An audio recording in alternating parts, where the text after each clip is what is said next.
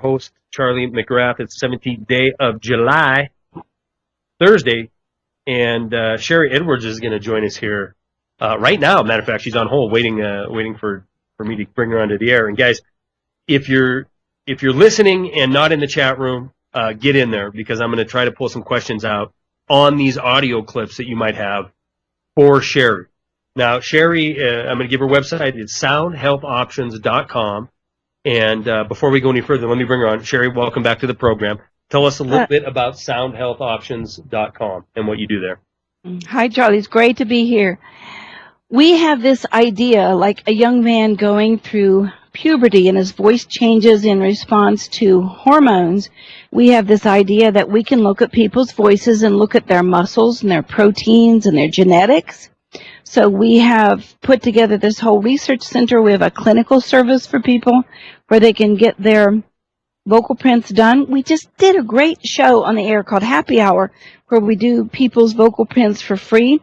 We were working on allergies this evening and was able to solve something for a lady that had electrical allergies. So we do that for free. We have free classes, a whole series of free classes, which I hope we can talk about a little later. Absolutely. For people and the reasons for it. But we do research. We did a project for the Army on traumatic brain injury and was able to show them through vocal print the consistencies of people who were really hurt. So don't send them back to the front, because these people are hurt. And we know how important that is. We had the guy who was accused of shooting on the people in Afghanistan going, bonkers and leaving the reservation and killing a bunch of people. He had a traumatic brain injury a few years earlier in Iraq. We also have done a project for them on PTSD, and that's also one of the softwares that we are giving away for anybody working with wounded warriors. So more about that later. All right. We'll make sure we set aside some time at the end of the program to talk about what you guys offer for free and why it is important. Now, as per usual, when Sharry's on, of soundhealthoptions.com. I'm going to keep mentioning that because I do a horrible job at mentioning your site. As usual, I sent her some audio clips. One of them is Hillary Clinton talking about what's going on in Egypt right now, what's going on in the Middle East. And so we're going to play that clip and then have Sharry analyze that for us. It isn't the first time Hillary Clinton has been played when Sharry's on here. So I would imagine I can kind of guess what you're going to say about it, but it just goes to show the consistency of this game of trying to convince us that we are on the right path and we're doing the right thing. The second clip is Mitt Romney, and the third clip, which we'll probably get to after the break, is Drake. Now, and I'll talk more about who Drake is for those of you who don't know, because I think it's important that we discuss this and talk about false hope. So, all right, guys, I'm gonna start it off. I'm gonna start right now because as I found it before, when I give Sharry 3 clips, if I don't start right away, guess what? We won't get to all 3 of them. So let me start. I have a question first. Go ahead. Why do you want people to know about this stuff? Why do I want people to know about what? Okay, you asked me to do reports. Why? Because I want people to understand where they're at and where they're going. And I want people to understand that, as we talked in the first hour of the program, wait a minute, you're recording me, aren't you? You talking about me? You're recording me, aren't you? Well, if I hadn't bought these wonderful new headsets just for you so we could have a great show, I would have a microphone in your face in a minute, but I can't do both. Okay. All right. Well, to be honest, this is it. This is the whole reason I started the Krabby Dog Tricks channel on YouTube. It isn't to make money. It isn't to get notoriety. In fact, there's many a days where I wish it would just go away. But the fact is, where we're at isn't by accident. Where we're going isn't by happenstance. I believe we're here for a reason. I believe it is a purposeful agenda that's unfolding. And I think the only true answer is to wake enough people up to understand where we're at and that our leadership isn't our leadership. They're leading all right, but not for us. They're leading for special interest. So this is the whole reason I started the Krabby Dog Tricks channel. The whole reason I started WideAwakeNews.com and Wide Awake News Radio was to exactly like the name of the radio program, Wide Awake, to try to wake people up to where we're at and where we're going. And I'm doing it because I think people have a right to know. They have a right to have everything confirmed, that they think about these people who are supposedly leading us into betterment. And we're going to give people the computer program today that I use to do all of this analyzing. Outstanding. All right, let's play this first clip if you're ready. Ready. It's about 5 minutes long. It's an interview by CNN on Hillary Clinton on what's going on in Egypt and the Middle East in general. So here we go. And Sharry, if you want me to stop at any point, just tell me.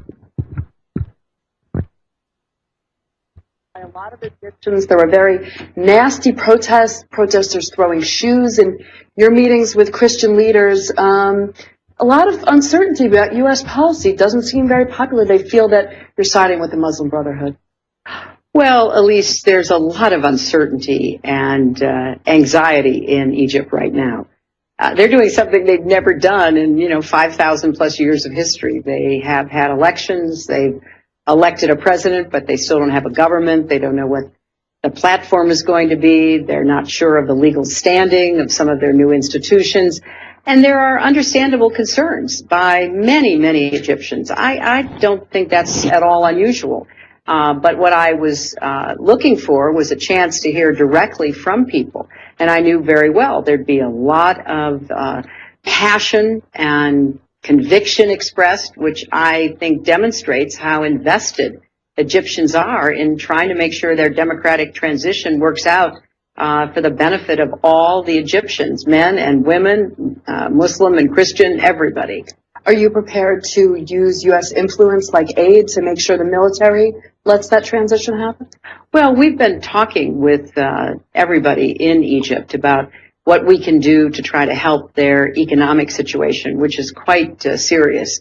But until there's a government in place, until there's a finance minister and a prime minister, people with whom we can actually talk specifics, we won't be able to know exactly what we can offer, what we can expect, and then what kind of accountability to seek. Let's talk about Syria. A year ago, when you were in Lithuania, you said that time was running out for the Assad regime. There were 1,000 people dead.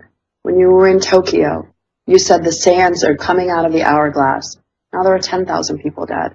Well, what is the threshold, Madam Secretary, that these don't become empty words and there will be some type of intervention to get rid of President Assad? Well, we are trying to intervene. We're trying to intervene in a way that brings about an end to the violence and a transition to a democratic future that doesn't require adding to the violence, further militarizing the conflict, perhaps killing more people and pushing them across the borders. I think that everyone is very wary for good reason of that kind of intervention. But certainly what we've tried to do to get nations that have been skeptical on board with us, most particularly the Russians and the Chinese, what we've done to try to help reassure and provide humanitarian assistance to the neighboring countries that are absorbing the refugees. But, Elise, everybody is as outraged as I am, and I think for very good reason at what we see happening. It's horrific what's happening. But, you have to look at all the consequences of any action that the outside could take. And, there are many instances that I could point to where you could make things worse. You could add to the violence through some kind of military intervention, which is why you see the region itself, which is living with this terrible regime and what it's doing to its people, being especially careful. The time is running out. I can't put a definite, hour and minute on it, but the Assad regime is not going to survive. I just wish it would end sooner instead of later. Yeah, but you keep saying that the Russians need to pay a price. You're urging the world to show Russia there's a price. What price is the U.S. prepared to make Russia pay? Well, our commitment is to try to get Russia to cooperate with us. So we want the rest of the world to put pressure on Russia in the Security Council so that they will support a Chapter 7 resolution where we can impose very hard sanctions on people and institutions that support the regime. That would be the best signal we could send to Assad that his days are numbered. As long as he has Iran in his corner, which he does, and as long as he has Russia uncertain about whether or not to side against him in any more dramatic way than it already has, he feels like he can keep going, and that's the message we want to reverse. I know you don't like to talk about politics right now, but Mitt Romney is using you in a negative ad against President Obama, using a clip of you talking in the campaign. How does that make you feel? Well, you know, I am out of politics, and I haven't seen any of the ads that. I'm sorry, Sharry. I can't listen to how does this make you feel type jargon, unless you feel there's something important in that last 30 seconds. That last little bit is a fib. She has looked at this and had a rage about it and decided that this is her spin.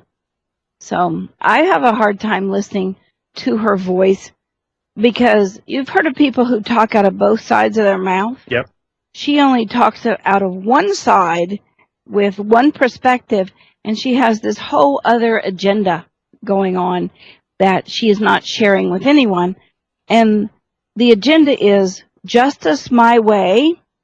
I will help people my way. And that's sort of a fantasy of hers, to be known for who helped the most people, the most countries. She's not going to allow it to happen on any other terms except hers. Now, I can't figure out who's feeding her, whether she's just told Obama to take a hike and she's doing her own thing, but it's definitely, I will do it my way. Okay, well, look, the beginning of the clip, she talks about Egypt, and she talks about it in this loving fashion that they had this democratic reform, and then questions asked, will you use aid? Will you, use financial aid as a tool? And she's talking about how, almost denigrating. This is a country that for 5,000 years basically has been backwards and never had a free, fair election. And let's paint a little picture here. The reason she was asked this question is because when she showed up to Egypt, the people were really, really upset with her. They're throwing tomatoes. They're screaming Monica. Some innuendo back to Monica Lewinsky and her her husband, former President Bill Clinton. But the people there, they don't want her there. They don't want American influence there. And she felt the brunt of that when she got there. So that's why that question was asked. I thought it to be completely and utterly cover your butt when she was answering that question. Well, the people, the women, the children, we gotta make sure that democracy reigns. It just seems so hubris to me, Sharry. Absolutely right. And look at what Julian Assange uncovered from her about how she used heads of state against each other, telling partial truth, getting them to hate each other so she could come in and be the mediator. Yeah. Yep. But one of the things, she has this great spin. Okay, people were throwing shoes and tomatoes at you. What do you say to that? Well, they were passionate. Yeah. That's without a doubt. All right, I'm going to move it along only because I know we're burning through time real quick here. They brought up the subject of Syria, and she talked about, namely, what I want you to see if you can recollect, is when it went to Russia and Iran. Because the reporter actually did, I thought, a good job of saying, hey, you're out there saying Russia, you're going to pay. You're going to pay for your support of Assad and Syria. So she posed the question to her, well, what is America ready to do to make them pay? What did your analysis say at that point was going through her brain? She's just using people as pawns, and I wonder what the government's willing to do for the economic situation here. Yeah. Why go rescue all of these countries? Here's an example. We borrow money from China, billions of dollars.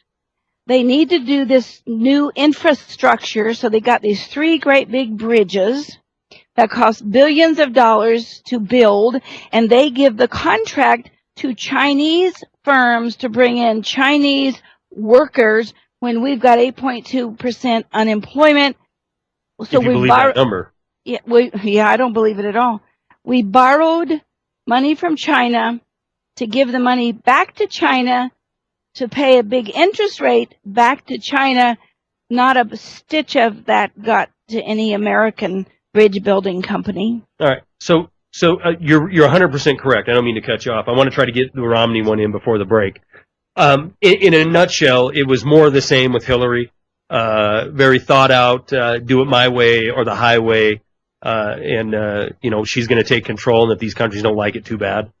There's no balance of justice. It will be my way, and there's no perspective of right or wrong or good for the people where that justice comes in.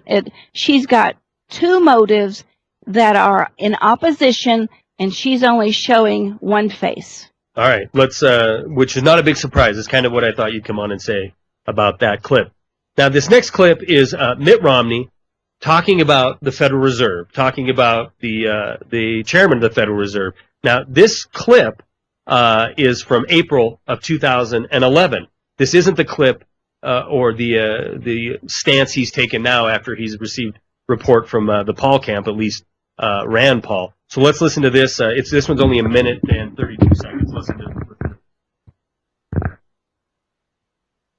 Job is Ben Bernanke doing right now? The guy's depreciating the dollar. We're seeing this huge inflation of energy prices, including gasoline prices at the pump. What do you think of Ben Bernanke? Well, I think Ben Bernanke is a student of monetary policy. He's doing as good a job as he thinks he can do in the Federal Reserve. But look, I'm not going to spend my time going after Ben Bernanke. I'm not going to take my effort and focus on the Federal Reserve. I'm going to focus my effort on the administration. Yeah, but the falling dollar is absolutely crucial to many of the things that ail us.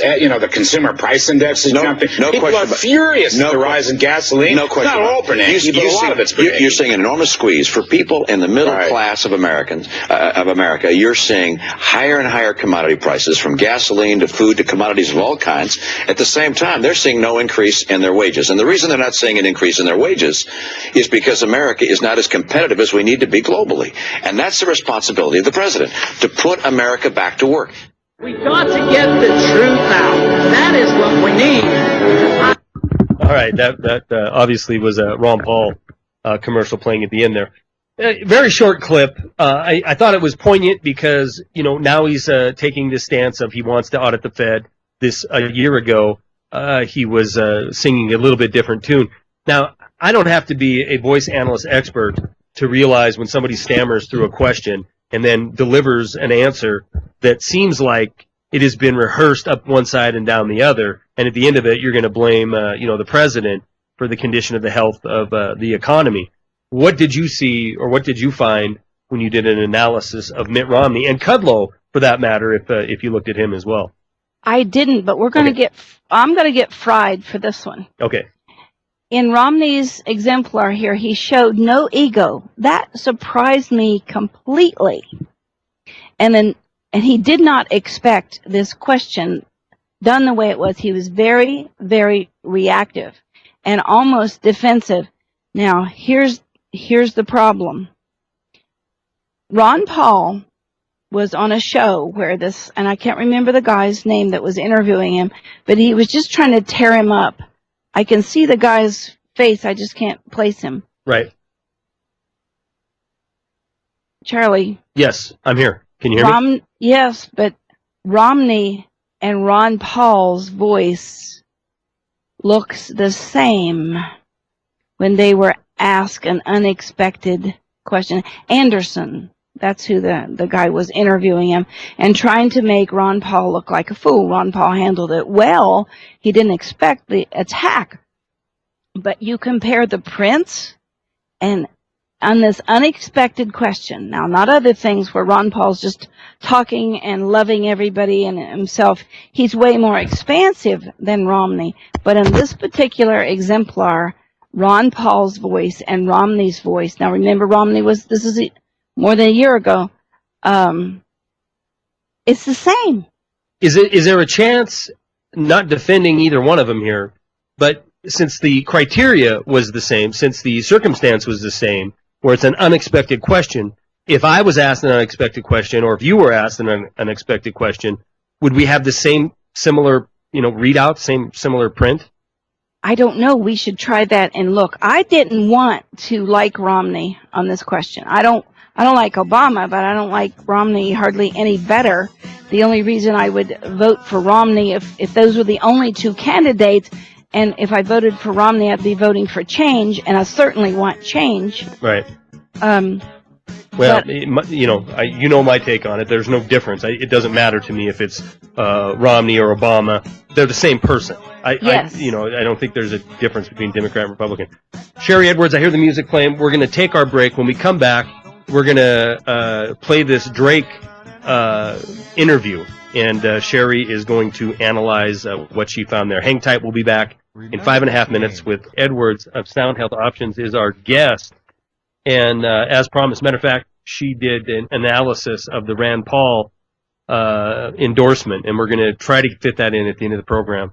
But I wanted to, everybody in alternative media sphere has heard about Fulford, has heard about Drake, and this hope in, as Eric described to me, as a Superman that's going to come in and rescue us all from the evildoers. Now, I want everybody to understand, I didn't know if Sharry knew who Drake was before I sent her this clip. And, in fact, I made sure that I didn't sway in one way or the other. I just said this is a clip of a guy named Drake, and I left it at that. And I have not talked to her until the program. And what was funny to me was when I got her on Skype at the beginning of her appearance, she's like, "Who's this Drake guy?" And so we're going to play this clip and then get Sharry's analysis of what she has heard in this clip. So here we go. at point 443. This is very simple. Several things have happened. Number one, we convinced enough people to abide by documentation done the correct way, and we submitted it to The Hague in terms of a majority of states, which basically set a precedent for being free and for military-civilian action.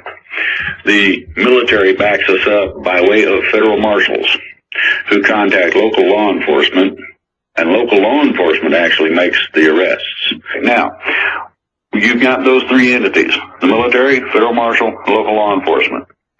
What our paperwork did was to give the military civilian authority to contact the federal marshals, to contact local law enforcement, and have a big party for all these arrests. Wow. This does not include any military coup, does not include any military action, and it does not include martial law. None of that is going to happen. What is going to happen, you will see federal marshals backing up local law enforcement, taking people into custody, and there may be a stand of troops in case they need extra bodies to snatch somebody that decides to run, or there's a whole bunch of people in a building, and they didn't know that there was 7,000 of them in there. You're going to need extra hands in order to incarcerate all these people, put them on the bus and send them wherever they need to go. So this is the military will act in a backup fashion in some ways. Does that violate posse comitatus? No, because the military is not acting as a police force directly. They're assisting a police action. Exactly. Okay, got it. The plan stipulates several things. One, you're not going to have police state. You're not going to have the military in control. It's not martial law. And they're not going to come in the house and snatch you up. That ain't happening. What's happening is this.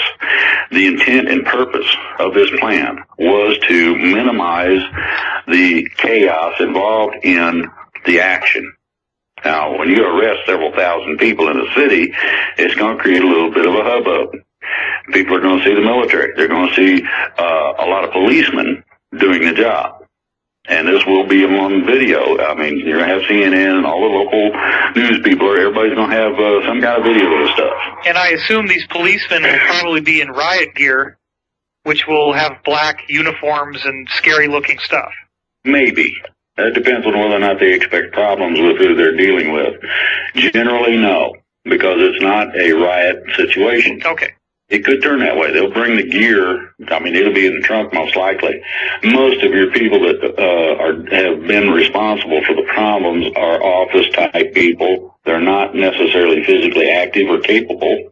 And to go along with that, they're not gonna torture them or, oh, he fell down 14 flights of stairs or any of that. Well, and I've heard from my own insider that there are an astonishing number of very deeply embedded moles who are much closer to these people than they ever thought anybody would get, and actually not have been outed. Exactly. Now, there's a couple of things in this. First of all, This is a biggie. gist of the plan is to not create chaos. In other words, you're going to... I heard you, but I just want to make sure I stop it.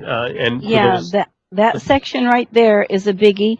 And at 443, there is a section that is like 2 or 3 sentences long that will show you his motivation. Okay, and those of you who are just tuning in, what we're playing is a clip of Drake, an interview he gave. This interview is from March of this year, talking about a plan that is going to sweep in and take care of all the powers that be, and we're going to return to freedom in this country. Now, he's gained a lot of momentum. There's been a lot of chatter, especially in the alternative community.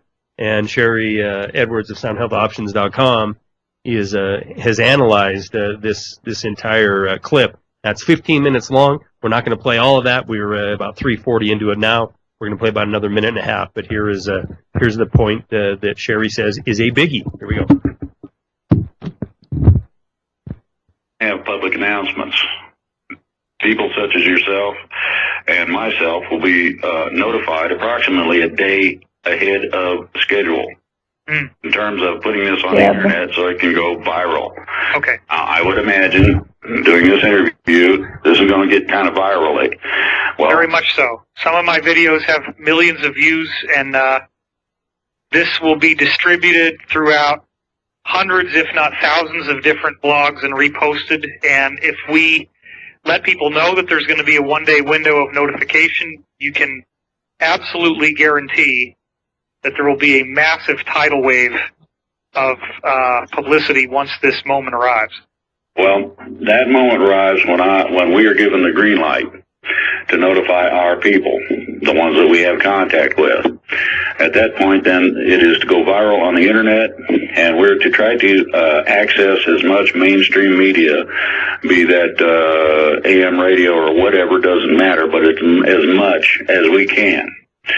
Now, I would imagine that the oligarchs, who are the bad guys, are going to be hearing this and saying to people and getting them to listen to this, getting their soldiers and their mercenaries to listen to this and say, you got to get these SOBs because they're trying to overthrow the government. No. What we are doing in terms of the action that's going to be taken, and I'm not talking about us or our actions are only a part of the plan. The plan basically is to arrest these people. No destruction, no firefights, no gunplay, or any kind of violence if possible. The idea of this is no chaos, no violence, and a legal way to do it, a lawful manner in which to conduct the operation. This has been coming since George Washington made federal districts out of our innocent group of 13 colonies. So what you have to look at is that the plan also offers protections of keeping the lights on, making sure the internet works, and that the phone does, and you can flush the toilet. You can go to work and not have to worry about it. Right. All right, I'm going to end it there because that's 6 minutes. And again, that was a clip of a Drake interview that I put into. I put the entire clip into the chat room. It's about 15 minutes long. We played about 6 minutes of it there. Now, we're trying. Karen Tostado's reaching out to try to get Drake on the program, and you know what? I wish everything he said is true. I wish it was true. I wish that we had, these supermen waiting in the wings, or this group waiting in the wings, waiting for the green light to swoop in and, hold accountable the people that are dominating this nation and the planet. You know, the banksters and the corrupt politicians who are supported by the banksters. I want it all to be true, Sharry. I want this to be a reality, but I'm so afraid of this notion that we're going to put all of our hope into one person, one group, one event. And you know, if history has taught us anything, even recent history, looking at Ron Paul, Rand Paul, where all that energy and momentum was put into supporting that cause, only to have it deflated. You know, I like I said, I want this to be true, but I'm skeptical at best. I wanted this to be true, but What's this that? is, well, I wanted this to be true because this guy is very sincere and he really wants to help. But what he is saying and the pieces of it is just, it's fantasy, it's fairy tales, it's hope. He's selling hope. We all want this resolution to our problems, but this is fantasy. I'm going to read you something directly out of the computer printout. Okay. For the node of E, the energy of this chart is fantasy. This is why people begin to doubt him. The lack of ego, though, and his ability to convince people that he has a legitimate plan, and it shows that he does, that's what makes people want to follow him. So it's yes and no. He's got this dichotomy in his vocal print, but one place is in foundation, I have a plan, and one of the pieces is in fantasy. So they want to believe the words, but they can't. So they're torn, just like you and I both. I wanted to believe him. And I think people want a resolution. His plan to get something carried out has an incredible amount of energy, but he's scattered. He's unbalanced. The pieces don't even fall together well. He has very little foundation in his words and very little foundation in how he's going to carry this out. But he also has very little ego involved. So his motives are good. This is just a fantasy of his. It's not reality.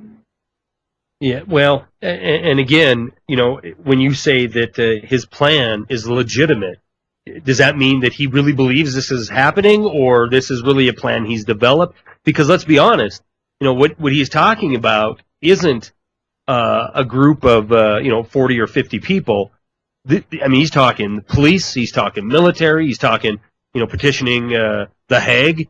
He's talking, a massive event occurring that there would certainly have to be, you know, hundreds, if not thousands, of key people involved in. And so, is this? I mean, there's not a lot of room. Either it's all right or it's all wrong. And like I said, I want it to be all right, but it just seems the plan is still in fantasy. Yeah. Okay. Yeah, it's still way above the rest of the voice. It doesn't touch his foundation. But that's why people get excited. They have something to do. They have hope.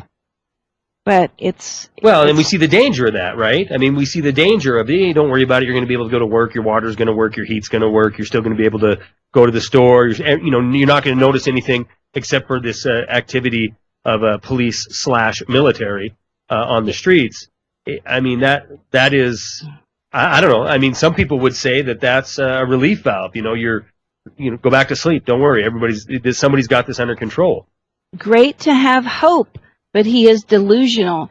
His vocal print is very akin to another guy that I was recently asked to do, Benjamin Fulford, where it's just delusion. They want what's best for the world, but it's not connected to reality. Well, the invitation has been put out to Drake if he wants to come on and give a statement or give an interview on this plan. We're more than welcome to bring him on and let him give him an hour to see what he wants to say. But again, this is something we all hope to be true, but I think we would be completely, totally in the wrong field or in the wrong genre if we just took this without question. An hour before, a day before this is all going down, we're going to get a call and alternative media or the internet is going to go viral and everybody's going to know. Sit back, relax. It just seems grandiose. It's not going to happen at his hand. Okay. All right. Well, all right. Here's the deal. We got. Do you want to play the Rand Paul? We got about 6 minutes left. Do you want to try to get this in?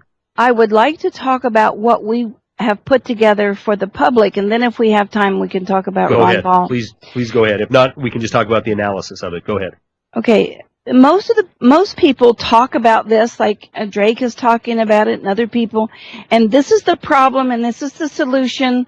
But we're going to wait until it just kind of plays out. I want to take a proactive stand and provide people the tools to do something, not just talk, but actually take a stand toward self-responsibility and self-health, really. So we are providing this computer program. It's called Nano Voice, N-A-N-O, voice.org. You can download it. There's no registration. There's a 2-hour class there. There's a little textbook thing there. They can do these same kind of evaluations I'm doing, and whether or not it's their political leaders that they can call up and look at what's really going on. You know, people really know this stuff, just like you knew about Drake, but they just want me to confirm it. They know it anyway, and here's a computer program that does that with Nano Voice. But I've taken it a step further into the field of health. We have given away 2 series of classes and software, and people think this is not true because nobody does this. Well, it's time somebody takes a stand and did it. And I'm following in Oprah's footsteps, where she gave everybody in the audience a car. Wait a minute. Are we getting a car? Don't I wish? I'm going to give away real software, real classes to people. We just did one last Saturday on nutrition, and people get the software. They can talk into it. They can see what nutrients they need. They can see what GMO foods do to them. They can see what they lack or what they're not using. That's tremendous in looking at self-health. We're doing one on muscles. Maybe you're training or exercising, or maybe you got pain. We've got 7 classes, a big one on radiation I'm going to make available to your people right this second. If they'll go to my site, soundhealthoptions.com/radiationclass.html, I got a software waiting for them. I got printouts. I got charts. I got registration right online. They don't have to contact my office whatsoever, because I believe that this radiation is killing us. It's going to soundhealthoptions/radiation/soundhealthoptions.com /radiationclass.html. The Abacus program is waiting for you there. It'll tell you what frequencies in your voice are unbalanced. The radiation class, the charts. It's a 2-hour class to teach you to use it. I want everybody in the world to have this program, because all of us are being poisoned. Could not agree with you more, Sharry Edwards. I see it every day when people come in here and you get to the root cause, and it's plutonium and uranium and cesium. We're being poisoned from the inside out, and our government has turned a blind eye and said, that's okay if you die. We just get your inheritance taxes or whatever. It's soundhealthoptions.com/radiationclass.html. And while you're there, I mean, you can look at the validity of the science behind what Sharry brings to the program, and how she analyzes these audio clips. Sharry, Rand Paul, I don't have time to play it. We have about 2 minutes to go. It's about a 4-minute clip, but basically, he went on and endorsed Mitt Romney.